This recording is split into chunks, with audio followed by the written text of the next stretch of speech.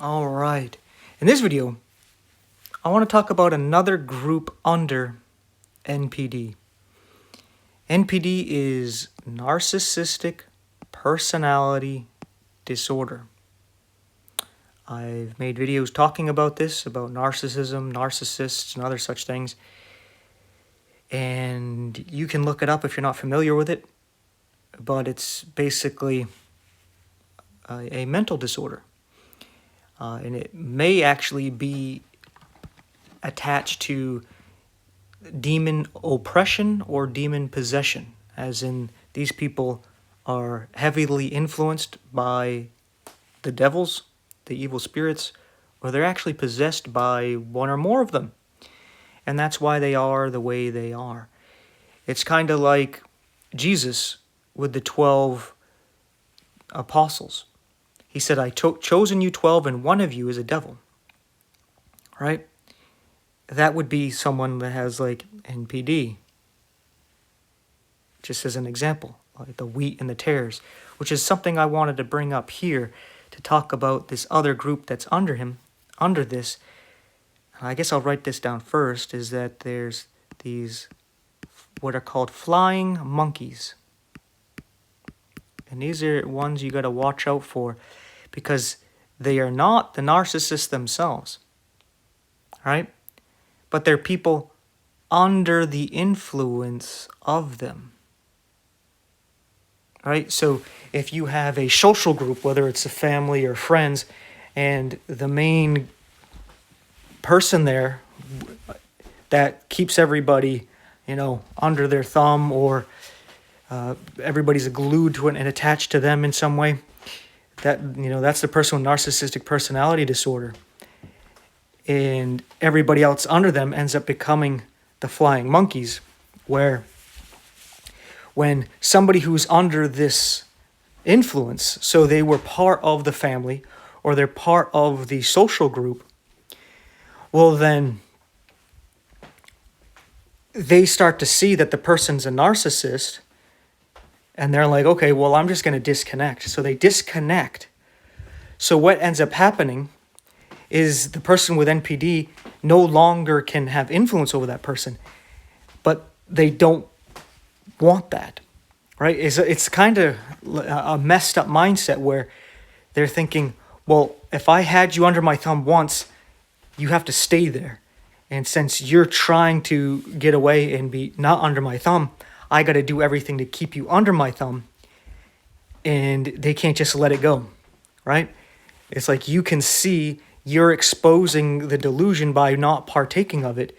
So what they do is they use the flying monkeys, the people that are mutual family members, mutual friends, to then get to you, right? So this is a group you got to watch out for, right? Where there's sometimes, let's say you're in a family where your father and or mother is a narcissist, and you got brothers and sisters. It doesn't matter how many, just imagine one of each or something, or a bunch, it doesn't matter, or your real family, whatever you want to do for this analogy here, this metaphor. And you recognize that your parents are narcissists, and you, when you get old enough, you break free and you go off. But you still love your brothers and sisters. But you know your brothers and sisters are under their thumb, and they really love them, and they don't see that they're narcissists, or they don't really care. They overlook it. They justify the things that they say and do, right? Well, because of this, when you end up talking with your brothers and sisters, a lot of times they'll end up trying to get you subtly back under them, right? They try to bring you back in. Even though they know you don't want to be part of that, you speak out against these things, but they want you back in the fold, because the flying monkeys, they care about you, and maybe even genuinely care about you, but they are under the narcissist, and they think, hey, you should be under us too. We should all be together, right? They don't want to break free. They're really attached. And this is where I want to do an illustration. I'm going to use different colors here. And what we're going to do is use wheat and tares like Jesus did, right? So we have a field here. Let's actually start with blue, where Jesus says he plants good seed, right? So we're going to use blue to represent he plants the word of God in us, right? Into the soil. And the wheat starts to grow, right? Little shoots. But the enemy also has sown tares among the wheat. And they start to grow. But the thing is that in the real world, the colors are the same. Both of these colors are actually green. But you see here, we have spiritual discernment here. So we can see the blue and red. We can differentiate between the wheat and the tares, even early on, right? We can see the red seed and the red sprout. We know that's a tare. We see the blue seed and the blue sprout. We know that's the wheat, right? But everybody else, all they see is green plants growing up. They can't see the difference, right? You can say that all the people here in this group, they think everybody's the same, right? They don't realize that there's some that are different. But then as they start to grow and mature, there's a difference that starts to happen. Because what ends up happening is the wheat starts to end up producing fruit, right? This is going to be some of the seed. And when it starts to do that, it starts to hang over. It starts to bow down because its fruit, it has some weight to it. The seed has some weight to it and it humbles it. See, this way it comes over and it bows down because of the fruit that it has.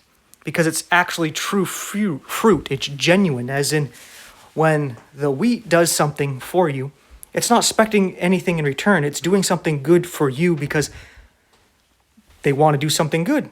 And they want to do it for you because they love you, they care about you. They're not expecting anything in return. They just want to see you happy. They want to see you smile. They don't want anything else, right? Matter of fact, they could do something good for you and give you something without you even knowing they gave it to you because they don't care about getting the credit. They just want to see you happy, right?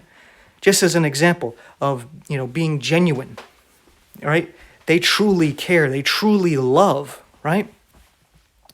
But then the tares, when they grow up, they produce fruit, but it's hollow, right? It's kind of like it doesn't really weigh anything, and they end up standing up tall, right? And because they got some kind of pride to them, and they think, oh, these people who are down low, it's because they're not like me. They're not as good as me, right? But the people that are bowing down are actually genuine people. And the ones that are sticking their head up high and have this self-exaltation to themselves, this self-righteousness, where they justify everything they say and do, they never do anything wrong. The other people, they're always condemned, right? They stand up tall like this because their fruit, when they're doing good, you may think, hey, they're doing good things just like the other ones are doing, because everybody still, they see green, right? All they see here is green. When they look at this red and blue, they just see green plants. They think they're all the same, right? Oh, the one standing up tall, I guess it's because they're stronger or something, right? No. It's because they're full of shit, right? They're fake. When they're doing good things, they are not actually doing it because they truly love and care for others. They're doing it because they want you to think they truly love and care for you. And they want you to say thank you. They want you to be appreciative so that you get attached to them and they can use it to guilt trip you. Hey, remember when I did this for you and I did that for you? You just unappreciative. You just don't care. They use it as a manipulative tactic to keep you from questioning things and keeping you from separating from them. So when they do these things, what ends up happening is, there's obviously things that are unseen, right? The roots. We got the roots from the actual wheat, right? And Jesus warns Because people, like the angels, they can see these tares. They see these people in our lives that are family and friends that are tares. And they say, hey, Lord, should we tear up these tares? And he goes, no, because see, their roots are together. If you tear up the tares, you'll tear up the wheat as well.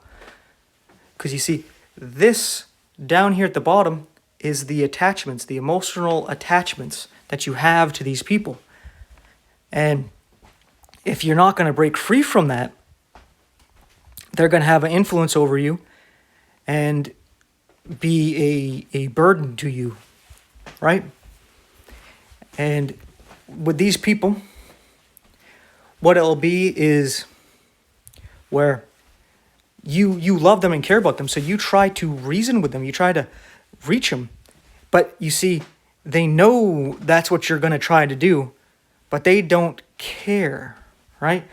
So one of the things that's going to happen is you try to reach them, and they're just going to be like, no, I don't agree, right? And they're like, yeah, that's just it. I just don't see it the way you do, right? But you see, what they're doing is they're not actually saying why they disagree. They're not proving why they believe what they believe. But you're sitting there, you're talking to them, you're reasoning with them, right? And I'll circle here. This is what they're saying here. And you're sitting there, you talk to them, and you give them reason and logic and common sense and facts, evidence. You show experimentation, and you show them the truth and why you believe what you believe, and you show why you don't believe what they believe, right? But their response is just like, no, well, I just don't agree. And it's like, but you don't agree for no reason, right? And if they do give a reason, it's going to be something silly and easily reproved.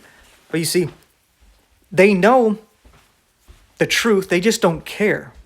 What they want you to do is constantly give them your time and attention. They feed off of it, where you're sitting there constantly trying to prove to them the truth, and they're just like, no, I don't believe it. Even it can be something as simple, it's kind of a form of gaslighting, where you could tell them something as simple as 2 + 2 is 4, and they're like, no, I just don't agree with you, man. I just don't think that's what it is. And you're like, well, see, I have 2 fingers in my left hand, 2 fingers in my right. 1, 2, 3, 4. It's 4. They're like, I just don't think that's right. You do it with apples. You do it with oranges. You do it with rocks. You do it with sticks. You do it with everything 2 + 2. You always get 4. And they're just like, nah, I don't agree. We just don't see it the same way. And it's like, you should start to see, hey, why am I wasting my time? But you see, that's exactly what they want, because it does 2 things. You give them your time and attention, and what they're doing is their roots are getting attached, and they're feeding off of you. The tares actually need the wheat around them to hide among them, so no one sees what they really are, and that people, the wheat will end up trying to reach them, and not only that, the wheat will protect them, which I'll get into momentarily. But the other thing it does is it weakens the wheat, because you're giving them that time and attention, and then you start to doubt, like, they don't believe what I'm sharing. I'm giving them all kinds of reason and common sense, but they won't accept it. Is there really something wrong with what I'm presenting? Is it the way I'm presenting it? And it starts to create a doubt, and it starts to slowly weaken you subconsciously, and it breaks you down, right? And that keeps you under their thumb, right? And then what they'll end up doing is, let's say this is a Christian group here, a Christian family, a Christian friendship here. Well, they will use the scriptures, and they'll be like, I'll give an example here of like, wives need to submit to their husbands. You got to do that. You got to submit to your husband, right? But then the wives would say to these tares, say to them, husbands need to lay down their lives for their wives. So are you willing to die for your wife? Because if you're not willing to die for your wife, then there's no reason for you to say that she needs to submit. And the same thing with the wife. If you're like, I'm not going to submit to my husband, then you shouldn't expect him to die for you, kind of thing, right? But that's what the scriptures say. So the narcissist here, they'll be on one side or the other, right? So maybe they're the wife and they're saying, husbands need to lay down their lives for their wives. But then you're like, but you're not submitting to me. So it can be vice versa, right? They could be the wife quoting this, but they themselves are not going to follow the scriptures, but they try to use the scriptures as a weapon, right? And then when you confront them about their hypocrisy, their contradictions, their inconsistencies, always justifying themselves and always condemning you, right? You're always the bad guy, right?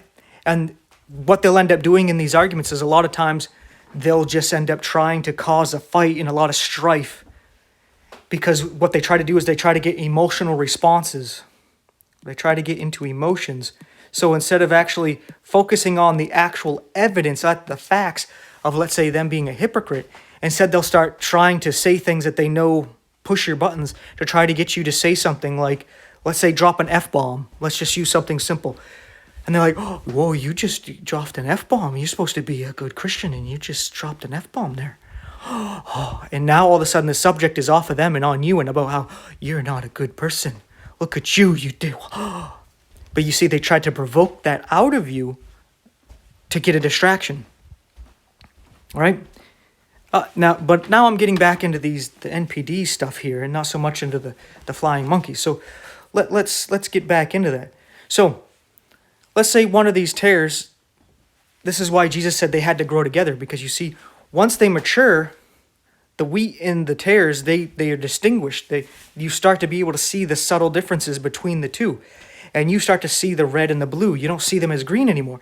So one of these tares, whether this is a family or if it's friends, right?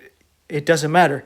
So the wheat here, spiritually speaking, because in a field this is not something that really can be done, but the wheat separates, comes over here. It's like, I can't be around those tares. And then what ends up happening is it produces more fruit, right? Because it's set free and it's not being leached off of spiritually by these tares. Well, that's when these other actual wheat here, they become the flying monkeys. So there's still a relationship between them and the one that left. But those wheat there that still are attached to the tares because they don't want to let them go, because they don't understand that they're not truly your family. They're not truly your friends. Your true family and friends are spiritually your family and friends as a Christian. So it's not about, oh, blood is thicker than water. It's no, spirit is thicker than blood. And that's what we need to start actually teaching people, is spirit is thicker than blood, because it doesn't matter if if it's family or, blood brothers, you made some kind of pact like that. No, right? It's about your spiritual brothers and sisters and friends, right? And since these wheat are still in the field with the tares and don't want to separate, but they still have this connection over here, they end up being an influence onto this wheat, whether they end up are being used as spies to go spy out the wheat that left, or they're used by the tares to annoy the wheat, right? They'll end up doing the things that the tares would do to them because they're like, oh, you left because you're just weak and soft and you can't put up with it. And it's like, no, I left because I don't want to put up with it. You stay because you're weak and you can't stand on your own. And you sit there and take it because you're a punk. You're a little bitch. And you're a slave to them. And you don't have the cojones to get out from underneath them. That's the truth, but you seem to think it's the opposite. Oh no, you think you're brave and courageous and strong because you can sit there and take the beating and be their little slave, emotional slave. a spiritual slave, and you think you're tough because you willingly put yourself through that. No, what it is you're stupid. And you need to eat some humble pie and come out of that. Right? Where Jesus says, come out of Babylon, my people. This is Babylon right here. This is confusion. Babylon is confusion. You got wheat and tares mixed together. Come out. Right? That's why he's like, hey, they got to grow and mature. But then when they mature, they got to make the choice to separate so that they can do the harvest. Because ultimately, what Jesus says at the harvest time is first they gather up the tares to throw them into a bundle to be burned. So it'd be a lot better if you were to, separate from that. Because if you don't do it, all right, let's say you truly are wheat and you're staying over here. It's going to be rough when the harvest comes because you didn't separate from them on your own. Well, God's going to do it. He's going to separate his children from Satan's children. And you're attached to these people. Well, he's going to end up cutting them down. And he's going to remove them. And it's going to be devastating to you. And then you're probably going to be mad at God for doing it. You're going to be mad at God for doing it because you're attached to them. And he's removing these devils, these tares from your life. And you're mad at God for doing it when he was telling you to separate from them this whole time. And if you separated him from them when he's telling you to do so, you would start to see clearly that those people really don't care about you. The fruit is up here is fake. They only do it just like a politician. Oh, they go kiss the baby and say what you want to hear because they're trying to get your vote. They don't truly give a shit about you. And you need to develop that discernment to discern that just because people say nice things and do some nice things doesn't mean they're nice people. It means they want you to think they are. Right? Even if they do it for you personally. It's because they're trying to manipulate you. That's why Jesus talks about judges, right? We're supposed to judge between the separating of these two things. Judge between the wheat and the tares, to separate, properly judge, right? Like judging between sheep and goats, right? Wheat and the tares, you have to make a judgment call. Hey, this is a tare, this is a wheat. We got to separate this, right? That's making a judgment. And he says with the judges not to receive gifts or bribes, right? Because that's exactly what the tares would do. Oh, I'm going to flatter you with some words about how great you are and how wonderful you are and all this.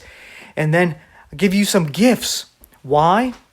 So they can get what they want out of you. So that they can manipulate your judgment. So that you make a judgment based on what they want to happen. And then when that happens, then all of a sudden they don't really care anymore. They got what they wanted out of you. And then you're just nothing, right? And as a matter of fact, they'll treat you like crap because they were able to use you.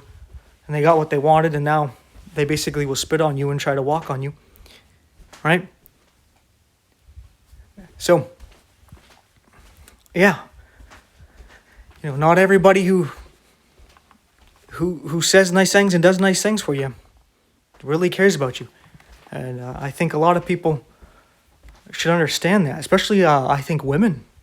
I think women, even at a young age, you should learn that pretty quick, where there's guys who will tell you some nice things and do some nice things for you. And you may think they actually like you and care about you. But really, they just want to, do that thing with you, right? So when they get what they want, all of a sudden they're like, whatever, bye, see ya. They never truly cared. So women, you should really be able to understand what I'm saying here, right? And even sometimes with children, you should be able to see this a lot of times with your parents, where your parents are, let's say, fighting or they're separated, and then one of the parents wants to all of a sudden spend some time with you, take you out to some theme park or buy you some pizza and take you to the movie, because they're trying to get you on their side and to go against the other parent, right?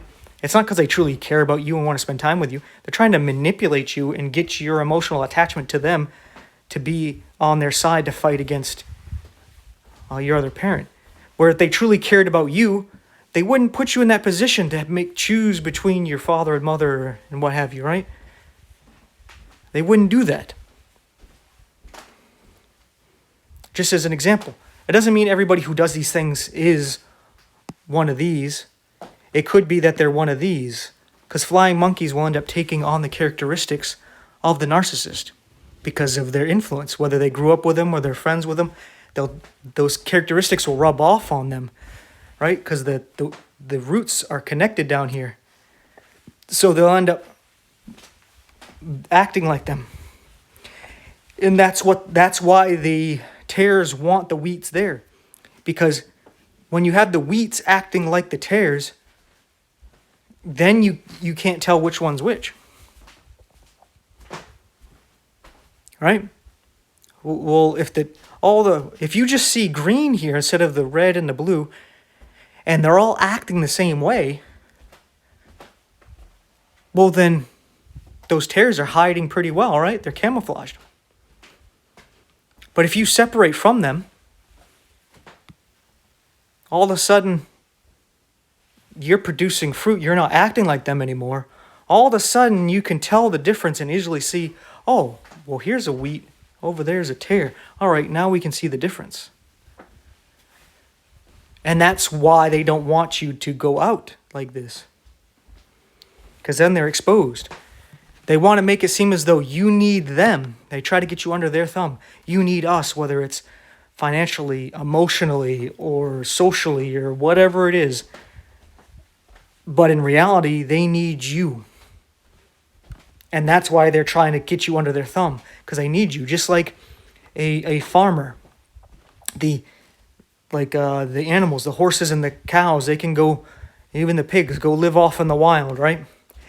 But you get them into the cages, and eventually they become dependent on you, and they think they need you, the farmer, but in reality, you need them, right? It's like the predator.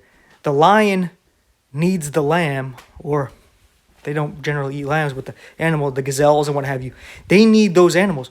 The zebras and the gazelle and those animals there don't need the lion, right? They don't need the lion at all. But the lion needs them. And that's how these people are. They're predators, right? You don't need them. You can survive without them. But they need you. And that's the problem.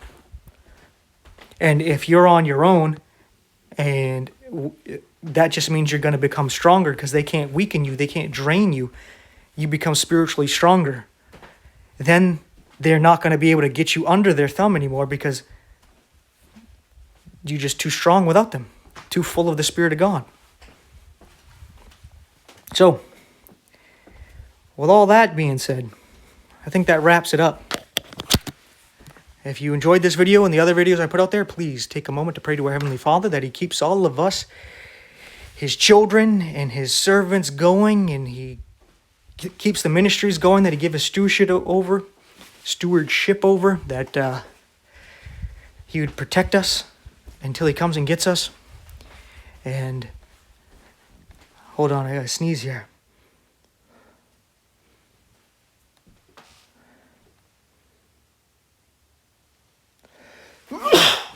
Oh, thank you.